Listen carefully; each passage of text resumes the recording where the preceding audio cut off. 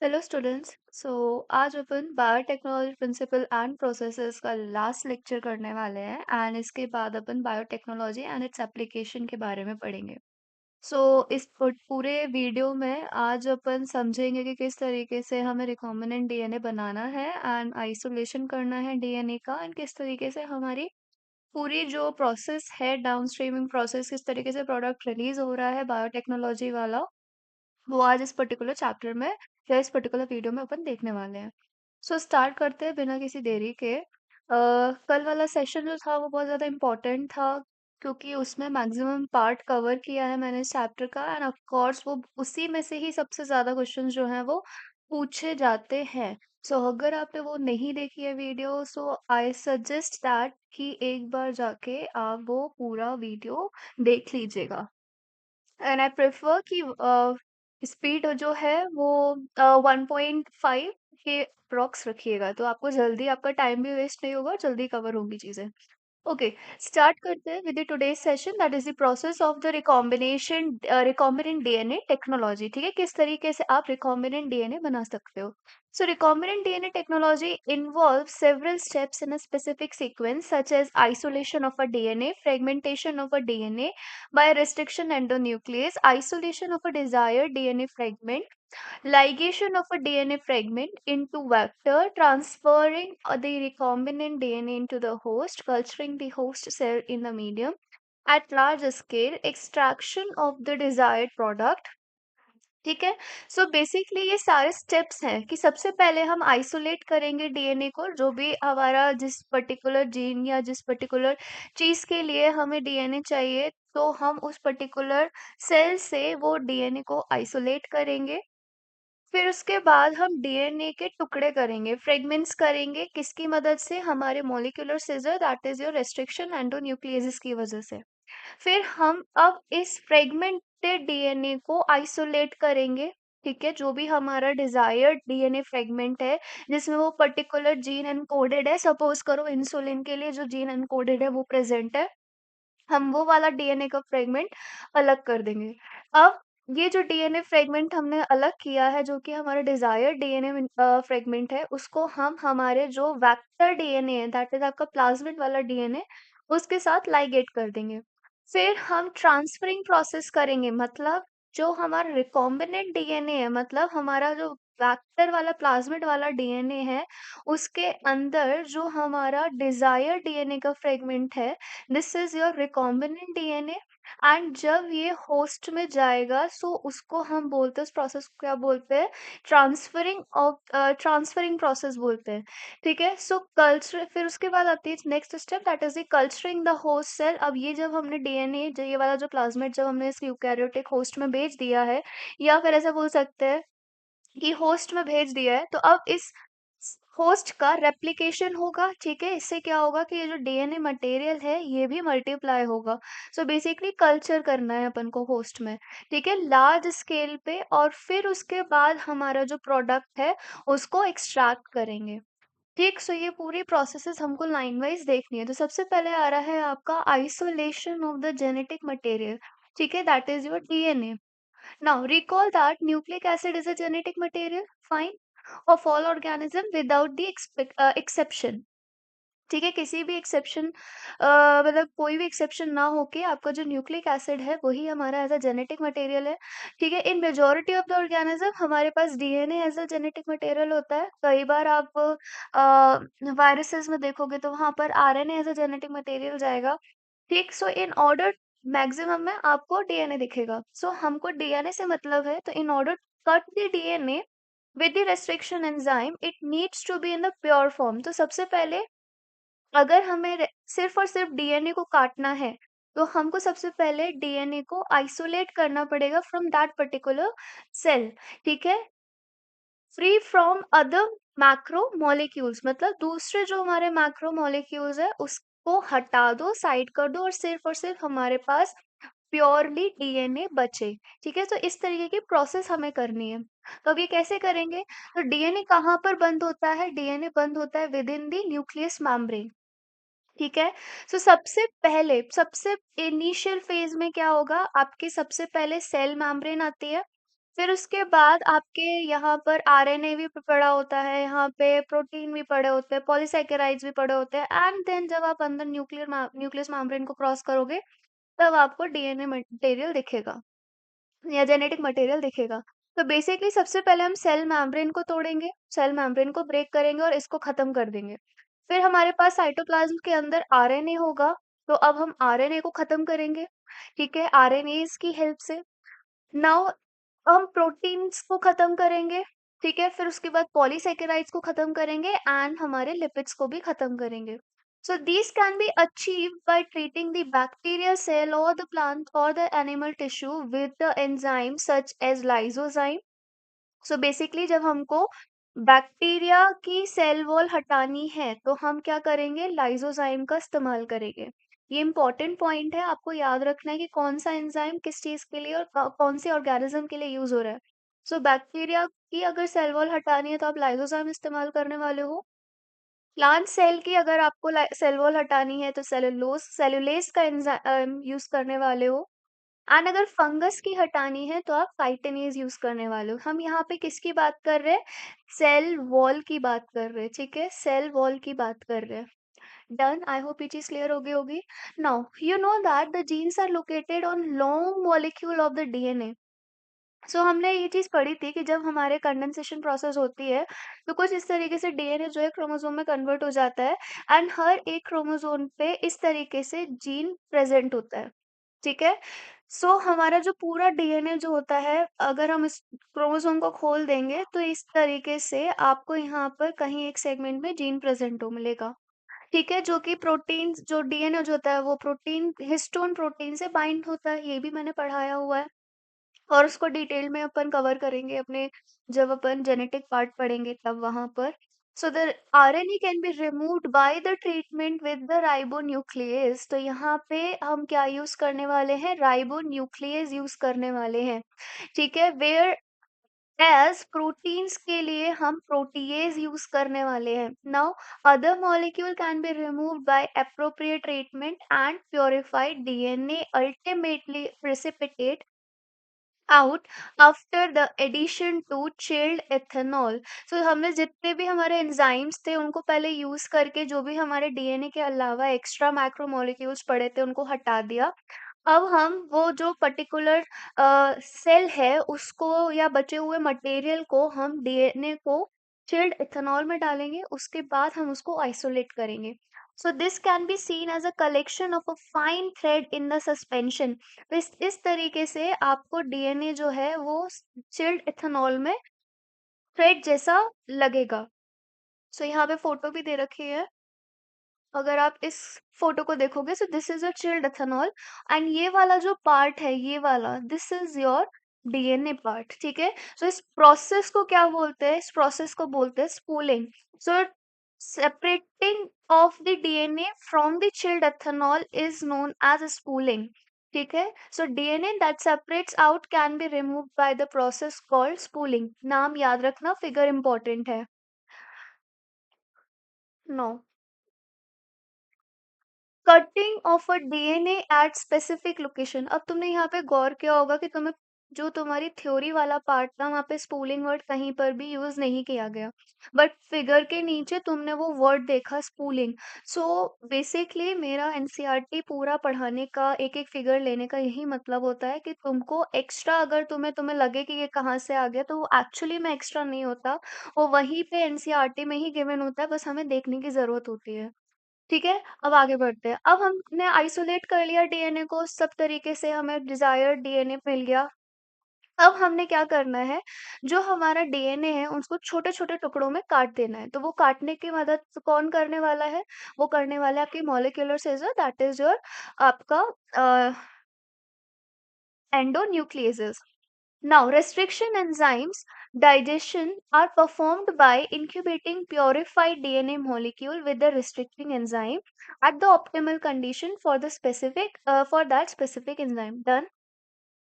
Now, agarose gel, अब यहाँ पे जो जो दिया है वो इम्पोर्टेंट है। हमने स्टार्टिंग में, मतलब नेक्स्ट पे जो हमारी पिछली वाली क्लास थी, नेक्स्ट नहीं, जो हमारी लास्ट क्लास थी, उसमें हमने इलेक्ट्रोफोरेसिस के बारे में पढ़ा था। सो बेसिकली इलेक्ट्रोफोरेसिस क्या होता है? इलेक्ट्रोफोरेसिस में इस तरीके से आपकी एक पूरी रेक्टेंगुलर एक बॉक्स जैसा होता है जिसमें कि वेल्स प्रेजेंट होते हैं इस तरीके से, ठीक है? एंड ये जहाँ पर पूरा एगेरोस जेल भरा हुआ होता है। जो हमारा डीएनए जो हमने एंडोन्यूक्लियस की हेल्प से फ्रेगमेंट्स में काटे थे, उनको यहाँ पर हम भर देते हैं। ठीक है? और फिर हम यहाँ पर नेगेटिव और यहाँ पर anode that is positive charge connect करते हैं। अब यहाँ से आपका जो डीएनए है वो कहाँ की तरफ मूव करेगा? पॉजिटिव चार्ज की तरफ मूव करेगा। क्यों? क्योंकि डीएनए कैसा होता है? नेगेटिव चार्ज मॉलिक्यूल होता है। सो जितना बड़ा डीएनए फ्रेगमेंट होगा वो उतना पीछे होगा और जितना छोटा डीएनए फ्रेगमेंट होगा वो उतना आगे होगा। ठीक है? सो इसकी हेल्प से आपके फ्रेगमेंट्स जो हैं वो सेपरेट हो जाते हैं और हमें हेल्प मिलती है इस चीज़ से कि हम अपने डी जो डिज़ायर्ड डीएनए उसको आइडेंटिफ़ाई कर सकें। सो यही पूरी प्रोसेस यहाँ लिखी है और ये जो डीएनए फ्रेगमेंट्स होते हैं ना, ये ऑरेंज कलर के होते हैं। तो ये पूरी प्रोसेस कल समझाई थी, अगर वो वीडियो नहीं देखी है तो एक बार जाके देख लीजिएगा। Is employed to check the progression of the restriction enzyme digestion. DNA is a negatively charged molecule, hence it moves towards the positive electrode that is the anode. ठीक है, वही चीज यहाँ पे मैंने समझाई. The process is repeated with the vector DNA also. Same चीज हम जो हमारा vector DNA that is plasmid वाला DNA उसके साथ भी हम same चीज करते हैं. The joining of the DNA involves several process. अब हम इन दोनों को लाइगेट करने वाले हैं, आपके वेक्टर डीएनए को भी और आपके जो हमारा डिजायर डीएनए है उसको। So after having cut the source DNA as well as the vector DNA with a specific restriction enzyme. अच्छा, कल मैंने एक और चीज बताई थी कि जो आपका डिजायर डीएनए और जो आपका वेक्टर डीएनए उनको दोनों को आप सेम रिस्ट्रिक्शन एंजाइम से काटोगे, क्योंकि अगर आप उनको सेम रिस्ट्रिक्शन एंजाइम से नहीं काटोगे तो वो सेम स्टिकी एंड्स प्रोड्यूस नहीं करेंगे and sticky ends hydrogen bonds form करते हैं जो कि हेल्प करते हैं दो डीएनए को आपस में जोड़ने के लिए। ठीक है?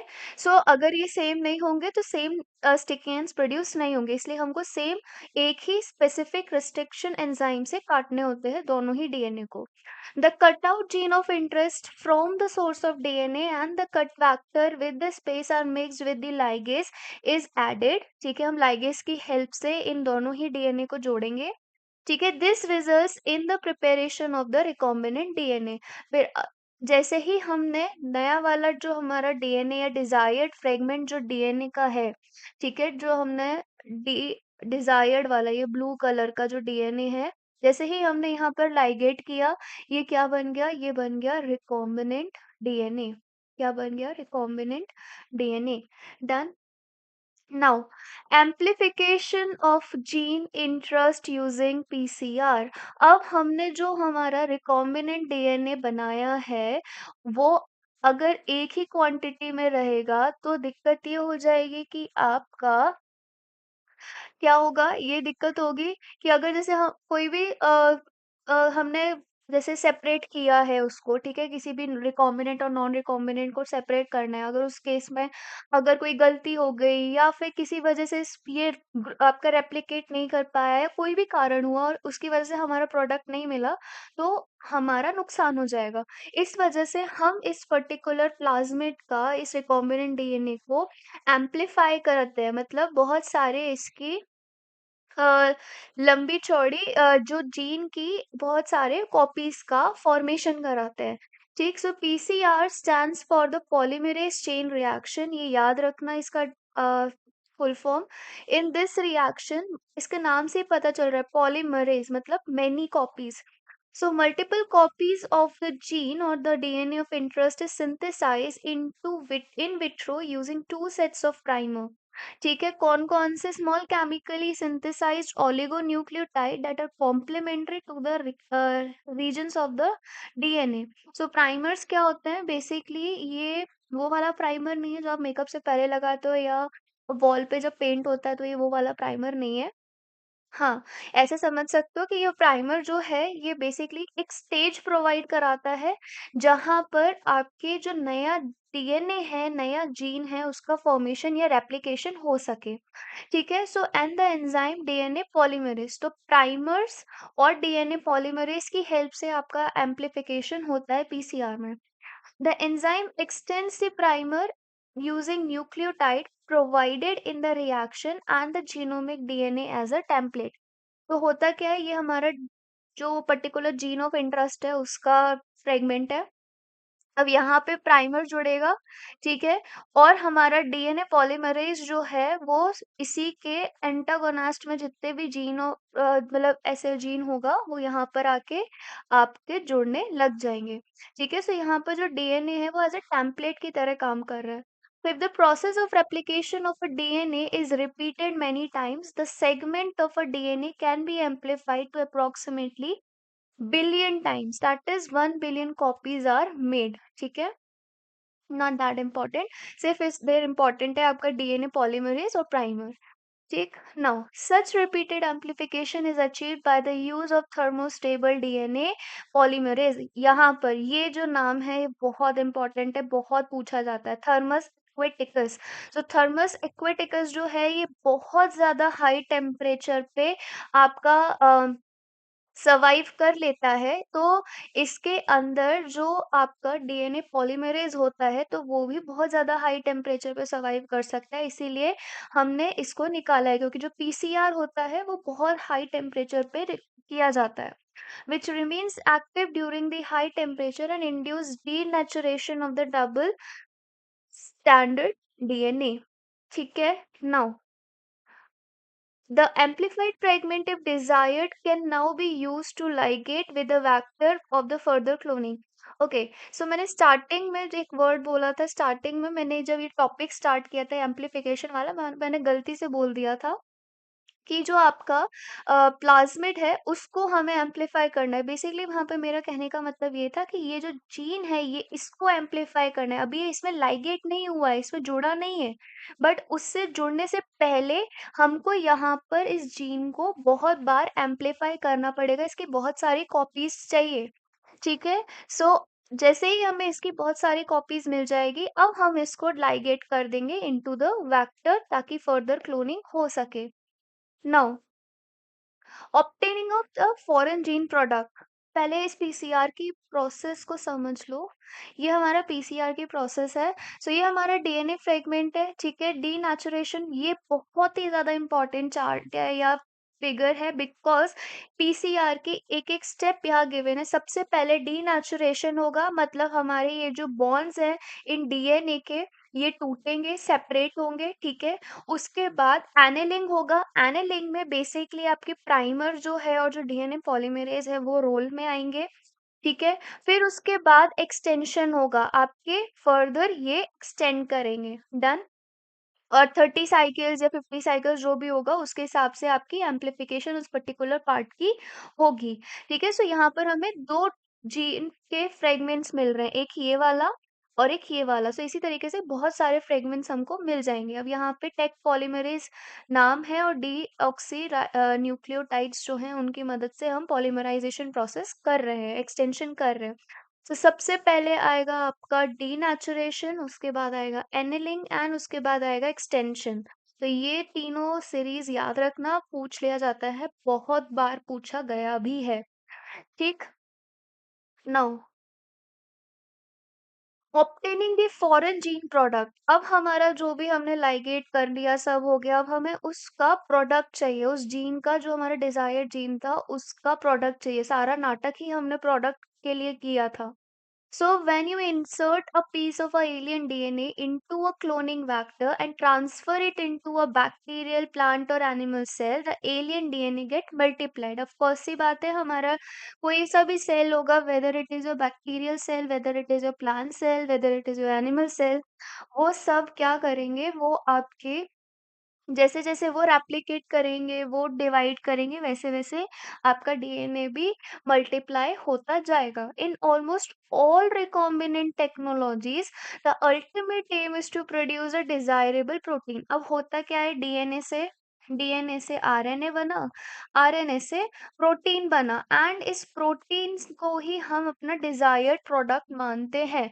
अब अकेला डीएनए तो कोई आपका प्रोडक्ट नहीं निकाल सकता, ठीक है। सो अगर आप ये बोलो कि मैम अगर हम खाली प्लाज़्मिड को ही सिंपल उसको रेप्लिकेट करवा दे तो ऐसा हो सकता है क्या? तो ऐसा नहीं होगा, बिकॉज़ हमारी पूरी मैकेनिज़्म हमें चाहिए जिससे कि डीएनए से आरएनए बने और आरएनए से protein.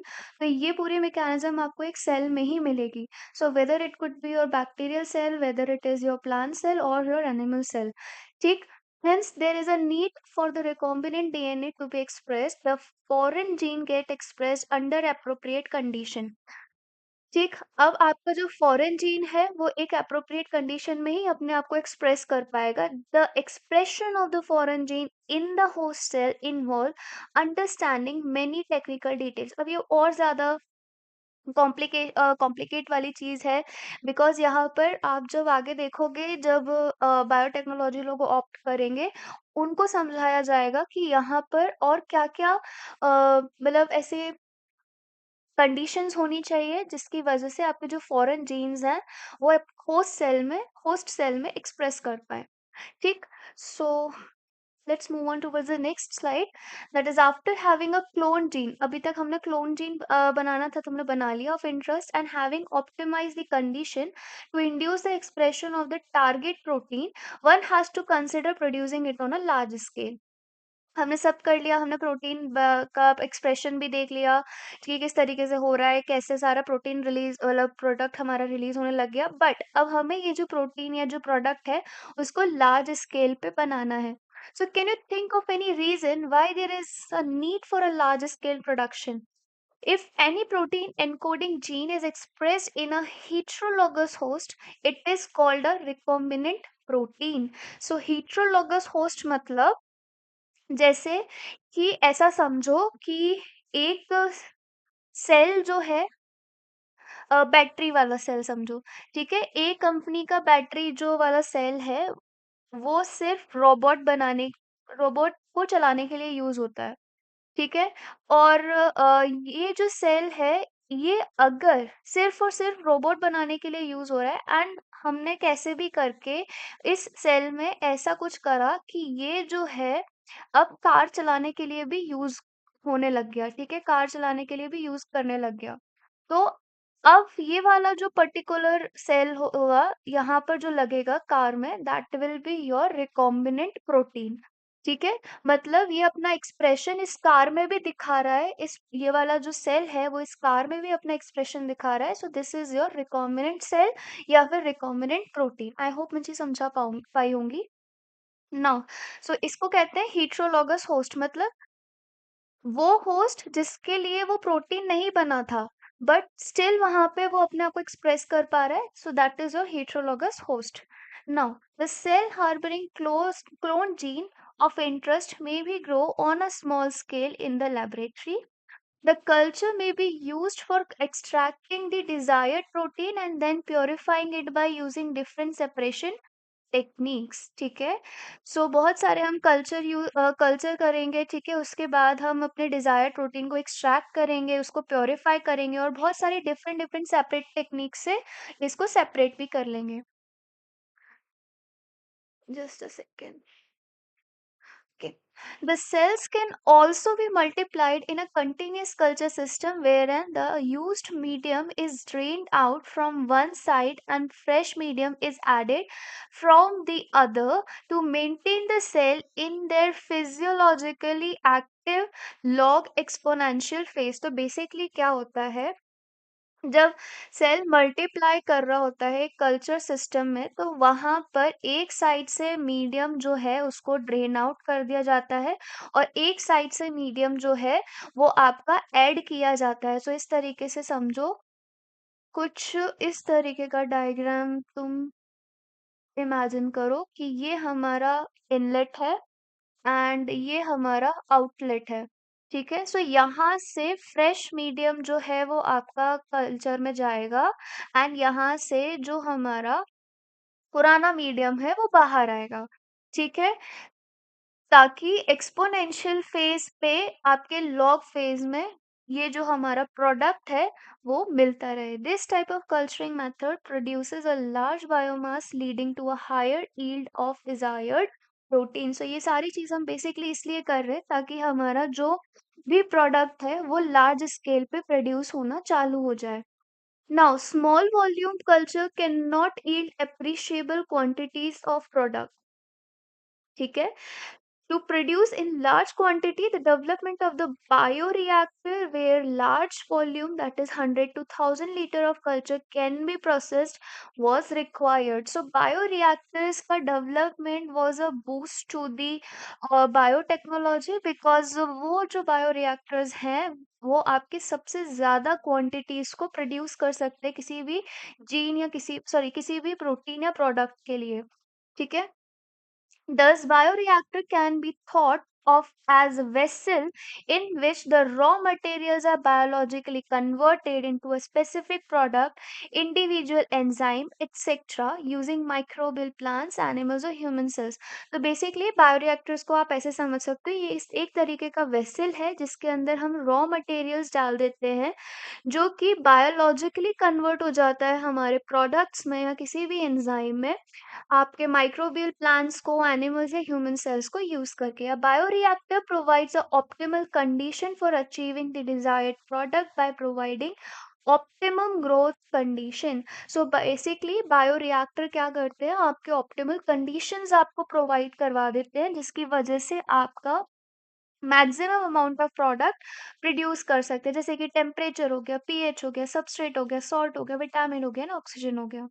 The most common use bioreactor are stirring type. So ये आपको याद रखना है, स्टिरिंग टाइप मीन्स घुमाने वाला, ठीक है, स्टर करने वाला। अब स्टर्ड या स्टिरिंग टाइप में क्या होता है, a stirred tank reactor is usually cylindrical होता है और with a curved base to facilitates the mixing of the reactor content. ठीक है, सो वो कुछ इस तरीके का आपका स्ट्रक्चर होता है, अभी अपन फोटो भी देख लेंगे। इस तरीके का स्ट्रक्चर होता है जिसका बेस जो होता है वो कैसा होता है, कर्व्ड होता है। The stirrer facilitates even mixing and oxygen availability throughout the bioreactor. This is the important line, बहुत बार पूछी गई है कि स्टर टैंक्स में क्या ऐसी खूबी होती है जो कि उसको एक अच्छा बायोरिएक्टर बनाती है। सो बेसिकली ऑक्सीजन अवेलेबिलिटी करवाती है ये। ठीक है, alternatively air can be bubble through the reactors if you look the figure that we will see. ये एनसीईआरटी की लाइन है इसलिए मैंने यहाँ से हटाई नहीं है। Closely you will see that bioreactor has an agitator system. Agitator मतलब वो आपने, मुझे उस पर्टिकुलर चीज का नाम याद नहीं आ रहा है, रई रई बोलते हैं उसे। सो वो जो हमारे रई बोलते हैं जिसे मट्ठा मथने के लिए काम आता है ना, तो जैसे हम उसको एजिटेट करते हैं ऐसे यहाँ पर भी एजिटेट किया जाता है। N oxygen delivery system and a foam control system, a temperature control system, pH control system, sampling port so that small volume of the culture can be withdrawn periodically. तो ये सारे सिस्टम हमारे bioreactor में present होते हैं। Now इस process को देखो तो ये कि आपका स्टर्ड वाला है और ये कि स्पैगर्ड स्टर्ड वाला है। सो अगर तुम सिंपल स्टर्ड वाला देखोगे तो यहाँ पे आपको सब देखने को मिलेगा, acid base control, steam for sterilisation, motor, foam breaker, flat bladed, culture broth, sterile air. लेकिन हम सबसे अच्छा इस वाले को इसलिए मानते हैं क्योंकि ये ऑक्सीजन भी प्रोवाइड कराता है। ठीक है, सो बेसिकली अच्छा तो नहीं बोलूंगी बट हाँ, अगर हमें कंपैरिजन करना है दोनों में, तो बेसिकली इस तरीके से पूछ लिया जाता है कि इसमें और इसमें क्या डिफरेंस है, तो हमें ये बोलना है कि इसमें इस सरफेस एरिया इंक्रीज होता है जिसकी वजह से ऑक्सीजन का ट्रांसफर बढ़ जाता है, इंक्रीज हो जाता है। ठीक है, now moving towards the last slide that is the downstream process. So basically अब हमने सब चीजें कर ली, हमारा प्रोडक्ट हो गया, सब हो गया, अब हमें इसको मार्केटिंग करनी है इसकी basically. So after completion of the biosynthetic stage, the product has to be subjected through a series of a process before it is ready for the marketing as a finished product. तो तुम लोगों ने देखा होगा जब कोविड-19 के time पर हमारे बहुत सारी वैक्सीन्स रिलीज की गई थी, तो उन वैक्सीन्स का सबसे पहले ट्रायल हुआ था हर एक लेवल पे। ठीक है, नॉर्मली जो कोविड 19 वैक्सीन्स थी उनको बहुत जल्दी में ट्रायल किया गया था, बट अगर जब आप नॉर्मल वैक्सीन्स को देखोगे तो वहां पर आपके बहुत बार पहले जानवरों पे, फिर इंसानों के अलग अलग बैचेस में उनको ट्राई किया जाता है वैक्सीन्स को। तो इसी तरीके से आप डाउन स्ट्रीमिंग प्रोसेस में जो भी हमारा प्रोडक्ट जो हमें मिला है उसको सबसे पहले आप टेस्ट करोगे अलग अलग stages पे. So before you release to the market. The process includes separation and purification, which are collectively referred to as downstreaming process. और downstreaming process में दो चीजें आती हैं, पहली तो separation और दूसरी है purification.